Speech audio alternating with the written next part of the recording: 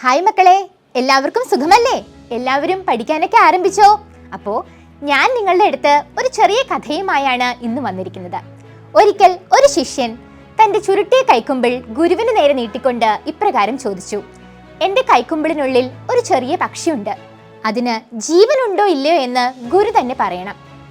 തൻ്റെ ശിഷ്യന്റെ കുബുദ്ധി മനസ്സിലാക്കി ഒരു ചെറു പുഞ്ചിരിയോടുകൂടി ഗുരു ഇപ്രകാരം പറഞ്ഞു: നിന്റെ കൈക്കുമ്പിളിലുള്ള ആ ഒരു പക്ഷിയുടെ ജീവൻ നിർണയിക്കുന്നത് ഞാനോ വിധിയോ അല്ല, മറിച്ച് അത് നിന്റെ തന്നെ കൈകളാണ്. അതെ, ഇത് നമ്മുടെ കഥയാണ്. നമുക്ക് മുൻപിൽ വിജയവുമുണ്ട്, പരാജയവുമുണ്ട്. ഏത് വേണം എന്ന് നിർണയിക്കുന്നത് വിധിയല്ല, അത് നമ്മൾ തന്നെയാണ്. അപ്പോൾ ഈ വിജയത്തിലേക്ക് നിങ്ങളെ എത്തിക്കാൻ ചെറിയ ചില ടിപ്സുമായിട്ടാണ് ഇന്ന് ഞാൻ നിങ്ങളുടെ മുൻപിൽ എത്തിയിരിക്കുന്നത്. ആദ്യമായി തന്നെ എങ്ങനെ ഒരു സിസ്റ്റമാറ്റിക് ആയിട്ടൊരു ടൈം ടേബിൾ ഉണ്ടാക്കാം എന്ന് നമുക്ക് നോക്കാം. പുലർച്ചെ 5 മണിക്ക് ഉണരണം. എന്താ, അത് ബുദ്ധിമുട്ടായോ? ഇല്ല, അതാണ് നല്ലൊരു ടൈം ടേബിളിന്റെ തുടക്കം. 5 മണിക്ക് ഉണരുക. അതിനുശേഷം ഒരു അരമണിക്കൂർ സമയം നമ്മുടെ പ്രഭാതകൃത്യങ്ങളൊക്കെ നിർവഹിക്കാനായി നമുക്ക് എടുക്കാം. അതിൻ്റെ കൂടെ തന്നെ ചെറിയൊരു മെഡിറ്റേഷനോ ഒരു ചെറിയ എക്സസൈസോ നിങ്ങളെ ദിവസം മുഴുവൻ ഉന്മേഷത്തിലിരിക്കുവാൻ സഹായിക്കും. 5:30 നമുക്ക് പഠനം ആരംഭിക്കാം. പഠനത്തിന്റെ തുടക്കം തന്നെ തലേ ദിവസം പഠിച്ച കാര്യങ്ങൾ ഒന്ന് ഓർമ്മിച്ചെടുക്കാം. നമ്മുടെ ബ്രെയിനിന് ഒരു കാര്യം പഠിച്ചാൽ അത് 4 ദിവസത്തേക്ക് മാത്രമേ ഓർമ്മിച്ചിരിക്കാനുള്ള കഴിവുള്ളൂ. ഇത് നിങ്ങൾക്ക് അറിയാമായിരുന്നോ? അതിൽ കൂടുതൽ ദിവസം ഓർമ്മിക്കണമെങ്കിൽ എന്ത് ചെയ്യണം? ഇടയ്ക്കിടെ നമ്മൾ അത് തന്നെ റിപ്പീറ്റ് ചെയ്യണം. അപ്പോൾ ദിവസം ആരംഭിക്കുന്നത് തന്നെ അങ്ങനെയാവാം. തലേ ദിവസം പഠിച്ച കാര്യങ്ങൾ ആദ്യമായി ഒന്ന് റിപ്പീറ്റ് ചെയ്യുക. തുടർന്ന് പുതിയ പാഠഭാഗങ്ങൾ നമുക്ക് പഠിക്കാം. 7:30 പഠനം അവസാനിപ്പിച്ച് നമുക്ക് ബ്രേക്ക്ഫാസ്റ്റ് കഴിക്കാം. ബ്രേക്ക്ഫാസ്റ്റ് എന്നാൽ ബ്രെയിൻ ഫുഡാണ് കേട്ടോ. അപ്പോൾ നന്നായി ബ്രേക്ക്ഫാസ്റ്റ് കഴിക്കുക. അതിനുശേഷം വീണ്ടും പഠനം തുടരാം. പല പല സെക്ഷനുകളായി നമുക്ക് ഉച്ചവരെയുള്ള സമയത്ത് പഠിക്കാം. ഈ പഠനം എങ്ങനെ വിരസതയില്ലാതെ ആക്കാം? പല വിഷയങ്ങൾ നമുക്ക് പഠിക്കാം. ഒരേ വിഷയം തന്നെ തുടർച്ചയായി പഠിക്കുന്നത് ആ ഒരു സമയം മുഴുവൻ നിങ്ങളെ ഒരു മടുപ്പിലേക്ക് നയിച്ചു. അതിനുശേഷം നമുക്ക് ഉച്ചയൂണ് കഴിക്കാം. ഉച്ചയൂണിന് ശേഷം അല്പം വിശ്രമം ആവാം കേട്ടോ. എങ്ങനെ വിശ്രമിക്കാം? ഉറങ്ങിക്കഴിഞ്ഞാൽ ചിലപ്പം അത് നിങ്ങൾക്കൊരു ക്ഷീണത്തിന് കാരണമായേക്കാം. അതിനാൽ പുറത്തുകൂടിയൊക്കെ ഇറങ്ങി കുറച്ചും കൂടി പ്രകൃതിയെയൊക്കെ ഒന്ന് കാണാനായിട്ടൊക്കെ ആ സമയം നമുക്ക് ഉപയോഗിക്കാം. അല്ലെങ്കിൽ നിങ്ങളുടെ വീട്ടിൽ തന്നെ പെറ്റ്സ് ഒക്കെ ഉണ്ടെങ്കിൽ ആ പെറ്റ്സിനെ ഒന്ന് കളിപ്പിക്കുകയോ ഒക്കെ ചെയ്യാം. ഇതൊക്കെ നമുക്കൊരു ചെറിയ ഉല്ലാസ സമയമായി കൂടെ തന്നെ എടുക്കാം. അതിനുശേഷം വീണ്ടും പഠനം തുടരാം. വൈകിട്ട് ഒരു 4 മണിയോടുകൂടി പഠനം അവസാനിപ്പിച്ച് നമുക്ക് കുളിക്കുവാനും കാപ്പി കുടിക്കുവാനും ഒക്കെയുള്ള സമയമായിട്ട് എടുക്കാം. അതിനുശേഷം വീണ്ടും പഠനം തുടരാം. ഈ ഒരു സമയം ഒരു 7 മണി വരെ നമ്മൾ കണ്ടിന്യൂ ചെയ്യണം. അതിനുശേഷം 7 മണിക്ക് നിങ്ങൾക്ക് സന്ധ്യാപ്രാർത്ഥനയോ അതിനുശേഷം നിങ്ങളുടെ ഡിന്നർ ടൈമോ ഒക്കെയായി തിരഞ്ഞെടുക്കാം. വൈകിട്ട് ഒരു 11 മണി വരെ പഠിച്ചാൽ മതി കേട്ടോ. 11 മണിക്ക് ശേഷം നമ്മുടെ ബ്രെയിൻ ടോക്സിൻസ് ഒക്കെ പ്രൊഡ്യൂസ് ചെയ്യും എന്നാണ് സയന്റിഫിക് തിയറീസ് പറയുന്നത്. അതുവരെയുള്ള സമയം നമുക്ക് വളരെ പ്രയോജനകരമാക്കാം. ഇനി ഓരോ സബ്ജക്റ്റും എങ്ങനെയൊക്കെ നമുക്ക് പഠിക്കാം എന്ന് നോക്കിയാലോ?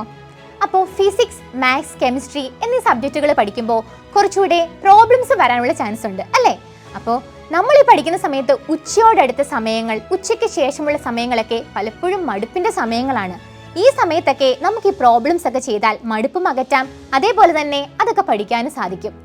ചെറിയ ചെറിയ ഇക്വേഷനുകളൊക്കെ ഷോർട്ട് നോട്ടുകളായി നിങ്ങൾക്ക് എഴുതി സൂക്ഷിക്കാം. എല്ലാ പാഠങ്ങളും പഠിച്ചു തീർക്കുമ്പോഴും അത് പഠിച്ചപ്പോൾ നിങ്ങൾ എഴുതി വെച്ച നിങ്ങളുടെ ഷോർട്ട് നോട്ടുകൾ നിങ്ങൾക്ക് വീണ്ടും നോക്കാവുന്നതാണ്.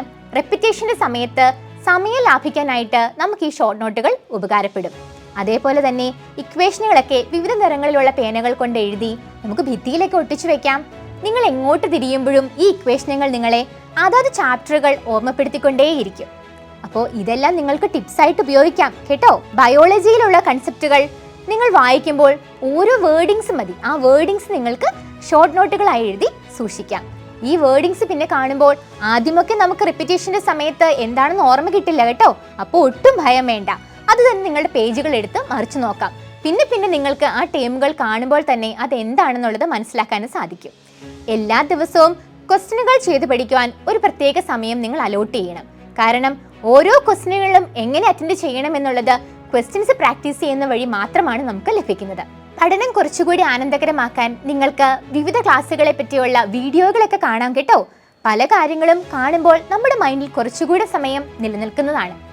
അതേപോലെ തന്നെ ഇടയ്ക്കിടയ്ക്ക് ബ്രേക്ക് എടുക്കുമ്പോൾ നിങ്ങൾക്ക് ഇഷ്ടമുള്ള പുസ്തകങ്ങളൊക്കെ വായിക്കാം കേട്ടോ.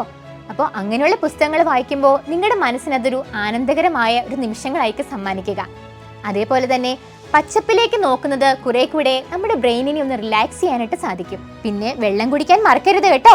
ന്യൂറോൺസ് ഒക്കെ ആക്റ്റീവായിട്ട് ഇമ്പൾസ് ട്രാൻസ്ഫർ ചെയ്യണമെങ്കിൽ നന്നായി വെള്ളം കുടിക്കണം. അതേപോലെ തന്നെ പ്രോട്ടീൻ കലർന്ന ഭക്ഷണങ്ങൾ ധാരാളമായി കഴിക്കണം. ഭക്ഷണം കഴിക്കാതെയുള്ള പഠനം അവോയ്ഡ് ചെയ്യണം കേട്ടോ. നിങ്ങളുടെ ശരീരത്തിന്റെ ആരോഗ്യം എത്രമാത്രം ഉണ്ടോ അത് തന്നെയായിരിക്കും നിങ്ങളുടെ ബ്രെയിനിന്റെ ആരോഗ്യവും. മാത്സിലെ പ്രോബ്ലംസ് പഠിക്കുമ്പോൾ നിങ്ങൾ ഒരിക്കലും വായിച്ചു പഠിക്കരുത് കേട്ടോ.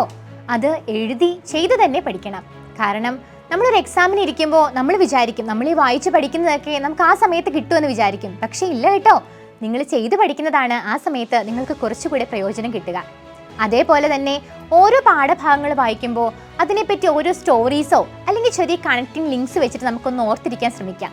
അപ്പോൾ തീർച്ചയായിട്ടും നിങ്ങൾ ആ ക്വസ്റ്റ്യൻ കാണുമ്പോൾ ആ സ്റ്റോറീസ് ഓർമ്മിക്കുകയും അതുവഴി നിങ്ങൾക്ക് ഉത്തരം എഴുതാനും സാധിക്കുന്നതാണ്. പിന്നെ ബയോളജി പഠിക്കുമ്പോൾ സെന്റൻസ് ബൈ സെന്റൻസ് നിങ്ങൾ വായിച്ച് പഠിച്ച ശേഷം ഒരു ഷോർട്ട് നോട്ട് എഴുതി വെക്കുക. ഇത് പിന്നീട് ഇത്രയും സമയം എടുത്ത് വായിക്കേണ്ട ആവശ്യം നിങ്ങൾക്ക് വരുന്നില്ല. നമുക്ക് വിലപ്പെട്ട സമയം നമ്മുടെ മുൻപിലുണ്ട്. അതൊരിക്കലും പാഴാക്കാതിരിക്കുക. 10 മിനിറ്റ് പഠിച്ചില്ലെങ്കിലും ആ 10 മിനിറ്റ് വളരെ ആക്യുറേറ്റ് ആയി പഠിക്കാനായിട്ട് ശ്രദ്ധിക്കുക. പുസ്തകം മുന്നിൽ വെച്ച് നമ്മൾ പുസ്തകത്തിലേക്ക് നോക്കി അതും ഇതും ചിന്തിച്ചിരിക്കരുത് കേട്ടോ. പഠനത്തിനിടയ്ക്ക് ഉറക്കം വരുന്നതൊക്കെ സ്വാഭാവികമാണ് കേട്ടോ. അപ്പോൾ നിങ്ങൾ ഇരിക്കുന്ന പൊസിഷൻ ഒന്ന് ചേഞ്ച് ചെയ്താലോ, ഇരിക്കുന്നിടത്തുനിന്ന് എഴുന്നേറ്റൊന്ന് നടന്നു നോക്കിക്കേ. അതേപോലെ തന്നെ സബ്ജക്റ്റുകളൊന്ന് മാറ്റിപ്പിടിക്കാം. അല്ലെങ്കിൽ ഞാൻ പറഞ്ഞതുപോലെ പ്രോബ്ലംസ് ഒക്കെ ആ സമയത്ത് ചെയ്യാൻ കേട്ടോ. നമുക്ക് ആകെ ഒരു ദിവസം എത്ര സമയമുണ്ട്? 24 മണിക്കൂർ. ഈ സമയത്തിൽ നിങ്ങൾക്കൊരു 6 മണിക്കൂർ ഉറങ്ങാൻ വേണ്ടേ? തീർച്ചയായിട്ടും ഒരു 6 മണിക്കൂർ ഉറങ്ങിയിരിക്കണം. അതിനുശേഷം നമുക്കൊരു 18 മണിക്കൂർ ബാലൻസ് ഉണ്ട്. സ്കൂളിൽ പോകുന്ന കുട്ടികൾക്ക് ഒരു 8 മണിക്കൂർ അവിടെ സ്പെൻഡ് ചെയ്യണം അല്ലേ? റിമൈൻ ചെയ്യുന്ന സമയം നിങ്ങൾ എന്ത് ചെയ്യും? 10 മണിക്കൂറുണ്ട് അല്ലേ? ഈ 10 മണിക്കൂർ നമുക്കൊരു 7 മണിക്കൂറെങ്കിലും പഠിക്കില്ലേ? ഈ 7 മണിക്കൂറിനെ മാത്സിനായും ഫിസിക്സിനായും കെമിസ്ട്രിക്കായും ബയോളജിക്കായും നമുക്ക് ഡിവൈഡ് ചെയ്യാം. അതുകൂടാതെ ക്വസ്റ്റ്യൻസ് പ്രിപ്പയർ ചെയ്യാനും സമയം എടുക്കണം കേട്ടോ. അപ്പോൾ ഈ ടൈം ടേബിൾ എല്ലാവരും പ്രാക്ടീസ് ചെയ്യുമോ? ഈ ടിപ്സ് ഒക്കെ നിങ്ങളൊന്ന് പ്രാക്ടീസ് ചെയ്ത് നോക്കിക്കേ. അതിനുശേഷം എന്താണ് റിസൾട്ട് എന്ന് അറിയിക്കണം കേട്ടോ. എൻട്രൻസ് സംബന്ധമായ വാർത്തകളും അപ്ഡേഷനുകളും ഏറ്റവും വേഗം ആധികാരികമായി അറിയാൻ ബ്രില്യൻറ്റ് സ്റ്റഡി സെന്റർ പാല യൂട്യൂബ് ചാനൽ സബ്സ്ക്രൈബ് ചെയ്യുക. ബെൽ ഐക്കൺ അമർത്തുക. ഈ വീഡിയോ മറ്റു സുഹൃത്തുക്കളിലേക്ക് മാക്സിമം ഷെയർ ചെയ്യുക.